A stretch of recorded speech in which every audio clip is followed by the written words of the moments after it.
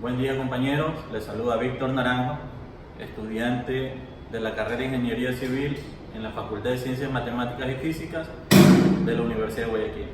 Hoy proponemos el siguiente ejercicio que se encuentra en el libro de James Cárdenas, el 321, el cual nos da la siguiente gráfica en la que tenemos dos vías que se intersectan en el punto P.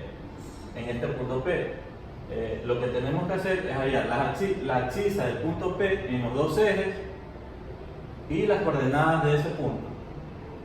Con los siguientes datos, tenemos en el eje 1 un ázimo de entrada de 147 grados, un ázimo de salida de 212, el radio de la curva en el eje 1 es de 80 metros, la abscisa en el PC de la curva 1 es 1 más 0, 0.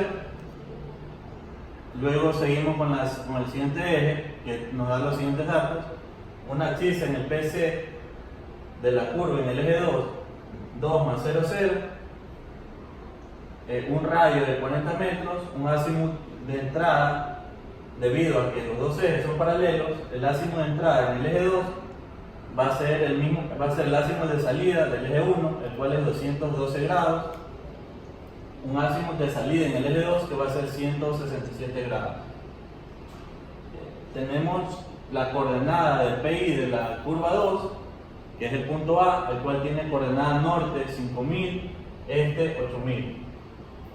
Para hacer este ejercicio vamos a usar en el eje 1 un C de 10 metros y en el eje 2 un C de 5 metros. Lo primero que vamos a hacer es calcular las deflexiones para los dos ejes. Entonces, comenzamos. Tenemos el primer eje, ubicamos el PI, ubicamos el norte real y comenzamos a marcar. El ázimo de entrada es 147 grados. Entonces, 147 del norte hacia la línea de acción del eje. Y el ázimo de salida corresponde a 212 grados. Y lo que hacemos es restar esto dos para obtener el ángulo de deflexión. En este caso, el ángulo de deflexión de la curva 1 va a ser de 65 grados. Comenzamos con el eje 2. Dibujamos el eje, vemos que tiene un ázimo de entrada de 212, lo graficamos, los 212 grados, y un ázimo de salida de 167. Entonces necesitamos este ángulo de deflexión. Entonces, ¿qué hacemos? Tenemos 180 grados menos los 212, menos 212, menos 167.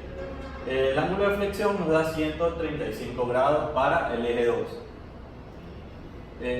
Como podemos ver en el gráfico de acá, la distancia que hay entre el PT de la curva 2, de la curva 1, al punto P, es el radio de la curva 2.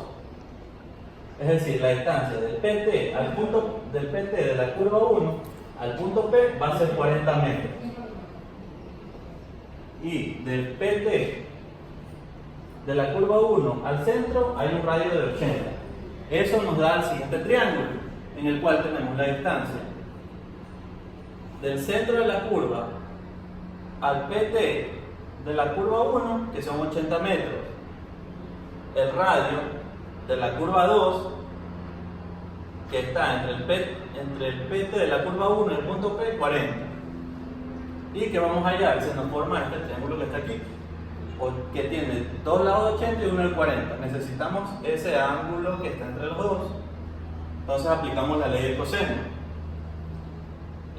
Ley del coseno, y nos da ese ángulo, nos queda un ángulo de 28 grados, 57 segundos, 18.9, 28 grados, 57 minutos, 18.09 segundos.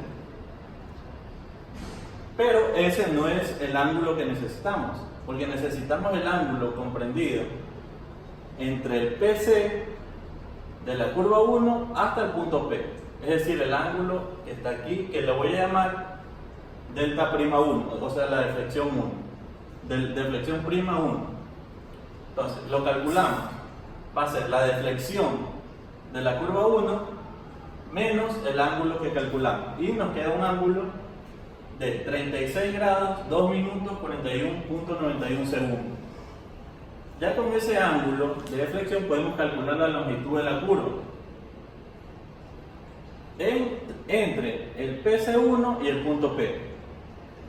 Entonces, calculamos la longitud de curva para esa deflexión que nos va a dar la longitud de curva entre el PC1 y el punto P. Primero sacamos el GC, que nos queda que para la primera curva el C va a ser 10